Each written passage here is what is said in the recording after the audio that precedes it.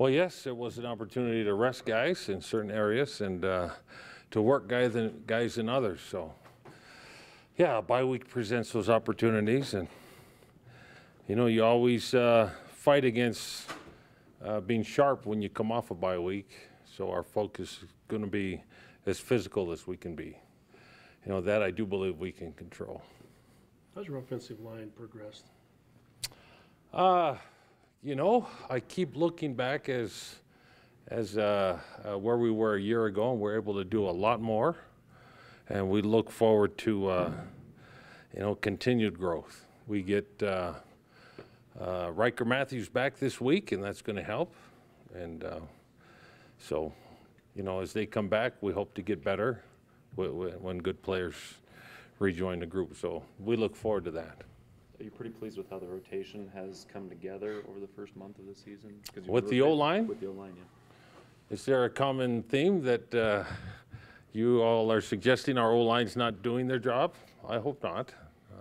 No, it's surprising how aggressive you're getting them to play, but yet they're not getting a lot of holding penalties. It doesn't seem like holding penalties have been a problem this year with how aggressive you're asking them to play. You know, I believe we've made tremendous strides with our O-line. And that's just one of the groups of the offense. And, you know, I think you can tell how well your groups are playing by, you know, the productivity that they're showing. We've played some really good opponents to start off with. But I do believe our best football is to come. Do you expect Braden Kersley to be back as well as Riker? I don't think he was the last 2 games. Yeah, Kersley has been practicing, and we do expect him to be back and playing this week. Do you anticipate Algie Brown returning for this week, and how much have you missed him? Algie's another addition we look forward to having, and part of the product of a bye week is that you get guys like that rested another week, and Algie's been working out and looks sharp. He sure does. He was off to a great start to the season, was an integral part of what you were doing. Have you missed him at all the last couple of weeks? Well, we try to focus on the guys that are here, and so we've done that. So now that Algie's back, he'll be back in the focus and in the mix, and we look forward to him doing things that he does well. He's kind of been a mix of everything: block, run, catch. How close is Nick Kurtz to being able to play? And then similarly, Jordan Leslie, how's he come off the ankle? Both kids practiced today, and they did a really good job. So we're really looking forward to the return of all of those guys mentioned. Your run game's been so good. At the Aggies, I think that's their strength, is stopping the run. What do they look like on tape? What do they do that has been successful for them? Well, I am the last one to talk about an opponent's scheme. But I will say this: they're well coached, and they're a disciplined group, which is their reason, I believe, for their success. Schemes, they don't quite work unless the people doing them. So, but that's what I see in their deal. They're in the right position, and they're well coached, and they play hard. The linebacker Fackrell, of course, is out, season-ending injury, and he's always played well against you guys. Yeah, unfortunate to hear that about any player who's put in heart and soul into the game. That kid plays hard, and I wish him a speedy recovery. At the risk of jinxing you guys, your offensive line, I don't think it's had a single false start, maybe one. What do you attribute that to? Is that just... Don't worry, you are not jinxing us. If it happens, it's not because of a media deal or a fan or anything along those lines. It's simply a group-focused deal. And to this point, our whole group has been pretty good in that regard. What do you attribute it to? Focus, yeah, team focus, collective focus. We do a lot of things in a lot of formations, and we do it at a really fast pace, and it takes an incredible amount of focus to line up and get it right. And to the guys' credit, they've put in a lot of out of practice work and focus and learning what they're doing and mastering that at a pretty good level. Returning to Nick, is the intent to play him this season? Is there any consideration of redshirting? No, not to my knowledge. He's back. He's practicing as if we are going to play him. So, not to my knowledge. Bronco said yesterday that in self-scouting during the bye week that less is more, looking to maybe even simplify a little bit more. Is that something offensively, defensively? How does that comment, affect what you're doing with the offense? Well, I think there's great discovery on a after 4 game. It's whether it's a bye week or not. You do a pretty good inventory of yourself, and you kind of find out who you are and who you're not. Probably who you're not is a little more important. So you focus on who you are and develop your players and things they do well, as opposed to putting them in positions that are unfamiliar and things they don't do quite as well, or that they don't have a track record. So within 4 games, you got a pretty good track record, not a complete one, but a pretty good idea of what guys do well. And I think that's the key of improving. And we, like I said, I do believe our best football is ahead of us.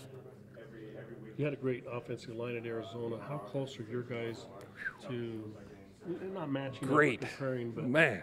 but what do you like about this group compared with the Well, great offensive line you had at Arizona?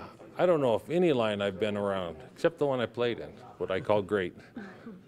It's a joke.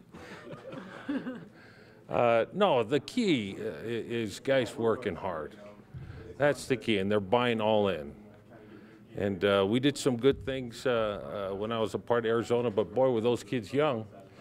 That combined 1 start, and Foles is a senior quarterback, and now we got to protect him. So that was a huge challenge there. Here, boy, I think our guys have rose to the challenge because a more productive Taysom Hill starts with the offensive line. And whether some believe it or not, it is our opinion that Taysom has gotten better. And a huge part of that is a direct result of the offensive line. When you had the offensive line in Arizona, you were doing the work primarily yourself, coaching. Will you have Garrett helping you here, or did you have help there? Oh, no, you get lots of help. Your students, and because of staff, you're only allowed so much. So you find ways to get help. But you had students helping you there, not a full-time coach like Garrett, right? Oh, yeah, shoot. Garrett coaches the O-line. I try to stay out of his way and help when he asks me to. But he coaches the O-line, and he's got a couple of student assistants that work with him. How's Garrett done for you? Oh, he's doing a great job. Those our kids are well coached, and this year we kind of have them pointed in the directions more times than not. I missed this if you talked about it last week. Your thoughts on Jim McMahon's Hall of Fame induction and jersey retirement this week? Oh my gosh, yeah.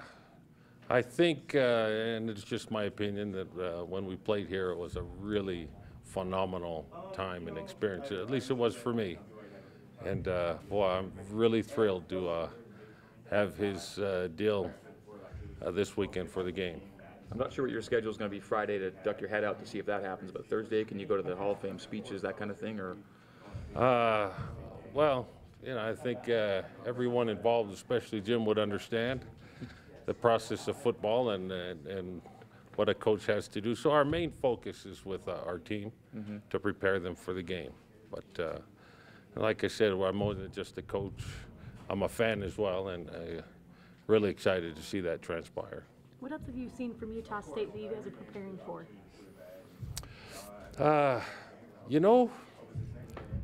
At this point, we are more focused on ourselves.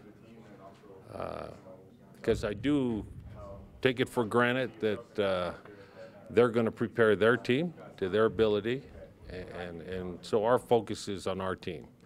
So we've prepared for a couple of different schemes, and I'm preparing our guys for 4 full quarters, whatever it says on the scoreboard, be it we're ahead, be it we're behind.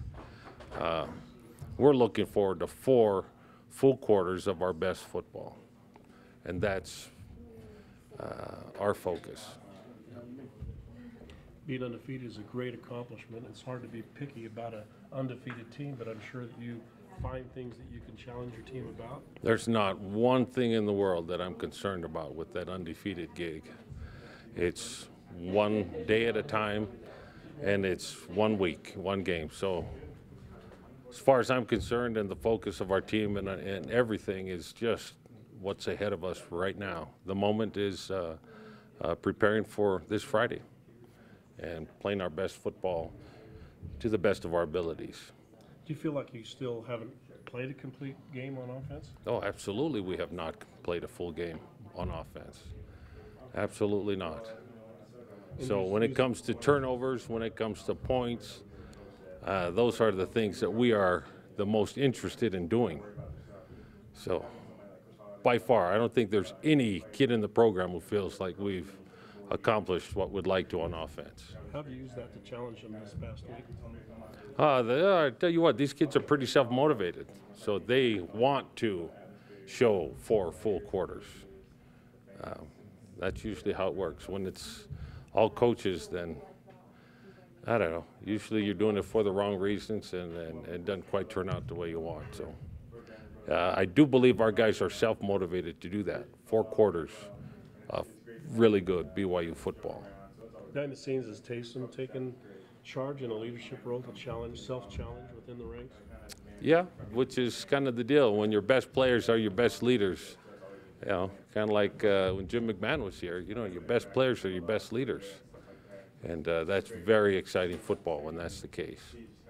Does a great team, you've played on great teams and coached great teams, is that a requirement in your mind for a great team to have the players really take ownership that way? I don't know how it works, the chicken or the egg, but I do know the result. Usually your great teams, your best players are your best leaders, and they're your best examples on and off the field. They're your best, you know, everything from top to bottom. You are welcome. Have a great day. Thank you. Thank you. Thanks, Coach. All right.